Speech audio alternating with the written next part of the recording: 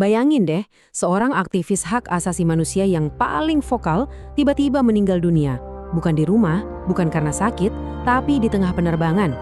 Nah, kematiannya ini yang kemudian memicu sebuah investigasi resmi yang jujur aja bakal mengungkap konspirasi yang jauh lebih mengerikan dari yang bisa kita bayangkan sampai ke level tertinggi.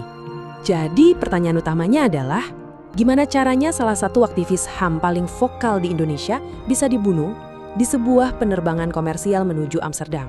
Pertanyaan inilah yang bakal jadi pemandu kita, membawa kita masuk ke dalam sebuah penyelidikan yang penuh dengan detail mengejutkan dan temuan-temuan yang bikin merinding.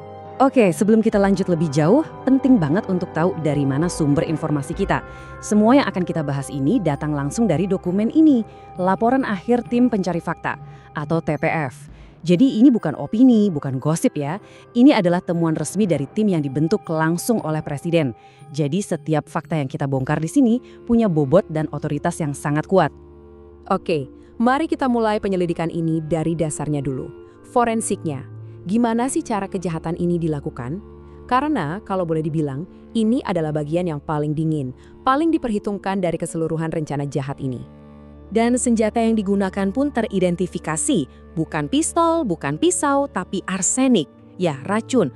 Laporan TPF yang didukung oleh analisis dari Institut Forensik Belanda sangat jelas soal ini.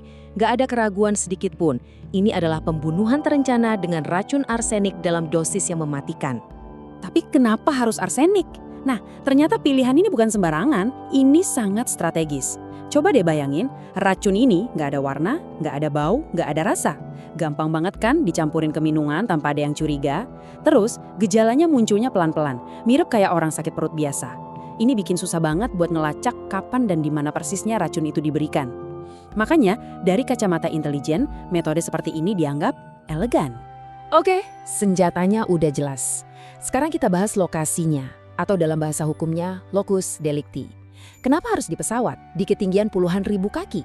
Wah, ini juga bagian dari rencana yang jenius sekaligus kejam. Kenapa? Simple. Di dalam pesawat, bantuan medis itu super terbatas. Nggak ada rumah sakit, nggak ada penawar racun. Ini artinya, begitu racunnya mulai bekerja, targetnya udah pasti nggak akan bisa diselamatkan. Benar-benar nggak ada jalan keluar. Nah, sekarang kita bergeser sedikit. Kita udah tahu senjatanya, kita udah tahu lokasinya. Sekarang pertanyaannya, gimana caranya si pelaku bisa sampai di posisi yang pas untuk menjalankan aksinya? Karena ini bukan cuma soal racun, tapi soal bagaimana sebuah sistem yang seharusnya aman bisa ditembus. Ini kan pertanyaan yang paling logis ya. Pesawat itu kan lingkungan yang sangat terkontrol, aman. Gimana ceritanya seorang pembunuh bisa sedekat itu dengan targetnya? Jawabannya ternyata ada di celah-celah birokrasi yang dieksploitasi dengan sangat lihai. Jadi begini, TPF menemukan ada sebuah proses infiltrasi birokrasi yang luar biasa.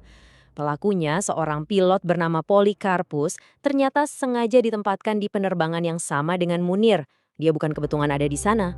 Caranya, dia dibekali surat tugas khusus yang ajaibnya ngasih dia status sebagai aviation security. Dan surat inilah yang jadi kunci dari semua keanehan ini. Nah, ini poin yang paling krusial. Menurut TPF, ini pertama kalinya loh dalam sejarah maskapai itu ada surat tugas yang dikeluarkan langsung dari pucuk pimpinan, benar-benar melompati semua prosedur normal. Bayangin aja, surat itu nggak lewat kepala pilot, nggak lewat direktur operasi, langsung dari atas. Buat para penyelidik, ini jelas sebuah red flag raksasa. Dan ternyata, kegagalan sistem ini nggak cuma di internal maskapai.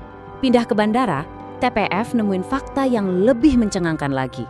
Ada 600 kamera CCTV. Tahu nggak yang mantau berapa orang?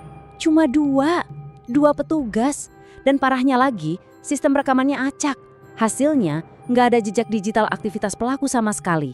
Dia bisa bergerak bebas tanpa terlacak.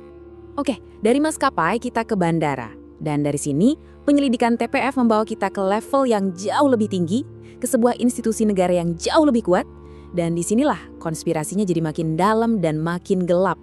Disinilah TPF menemukan bukti kuncinya. Mereka berhasil melacak adanya komunikasi telepon yang sangat intens antara si pelaku, Polikarpus, dengan sebuah nomor telepon. Nomor ini bukan nomor biasa, tapi nomor yang terdaftar di kantor Deputi V Badan Intelijen Negara atau BIN. Ini adalah hubungan langsung, bukti nyata yang meruntuhkan semua penyangkalan yang ada. Pertanyaannya, gimana cara komunikasi ini disembunyikan? Ternyata lewat sebuah teknologi yang namanya Direct Inward Dialing atau DID. Gampangnya gini, sistem ini bikin nomor-nomor ekstensi rahasia di dalam jaringan telepon BIN yang nggak bisa dilihat publik. Jadi, tanpa bantuan teknis yang super canggih, panggilan-panggilan antara Polikarpus dan pejabat BIN ini hampir mustahil buat dilacak. Nah, ini dia kuncinya. Untuk ngerti gimana para dalang di balik semua ini bisa melindungi diri mereka. Laporan TPF ngejelasin kalau struktur di BIN itu sengaja dirancang untuk memutus rantai komando. Tujuannya apa? Untuk menciptakan yang namanya plausible deniability atau penyangkalan yang masuk akal. Jadi kalau operasinya gagal atau ketahuan, pejabat paling atas bisa dengan gampang bilang, "Loh, saya nggak tahu apa-apa soal itu." Oke, jadi setelah menelusuri metodenya, celah sistemnya, sampai ke rantai komando bayangannya, TPF akhirnya sampai pada kesimpulan akhir mereka. Dan kesimpulan ini benar-benar eksplosif. Intinya begini, menurut PPF, kematian Munir ini bukanlah aksi tunggal seorang pilot. Sama sekali bukan. Ini adalah hasil dari sebuah permufakatan jahat yang sangat terorganisir. Permufakatan ini melibatkan oknum-oknum di dalam maskapai Garuda dan yang lebih penting di dalam Badan Intelijen Negara. Dan motifnya pun sangat jelas. Pembunuhan ini sangat erat kaitannya dengan aktivitas dan kritik-kritik tajam Munir terhadap institusi negara. Tapi penting banget untuk kita pahami, laporan TPF ini bukan akhir dari cerita. Justru sebaliknya, bagi TPF ini adalah titik awal. Mereka nggak cuma berhenti dengan menemukan adanya konspirasi, mereka melangkah lebih jauh dengan secara eksplisit menunjuk siapa saja yang seharusnya diselidiki lebih lanjut. Dan di bagian inilah TPF benar-benar gak main-main. Mereka secara terang-terangan merekomendasikan kepada Presiden untuk memerintahkan Kapolri melakukan penyidikan mendalam terhadap peran 5 orang spesifik, termasuk mantan pejabat tinggi Garuda dan juga BIN dalam permufakatan jahat ini. Ya, mereka menyebutkan nama-namanya. Dan inilah pertanyaan besar yang sampai hari ini masih menggantung di udara. Tim pencari fakta kepresidenan sudah melakukan tugasnya dengan luar biasa. Mereka berhasil memetakan konspirasinya, mengidentifikasi metodenya, membongkar kegagalan sistemnya, bahkan sampai berani menyebut nama-nama yang perlu diselidiki. Tapi pertanyaan tentang keadilan yang seutuhnya, kenapa sampai sekarang masih belum terjawab?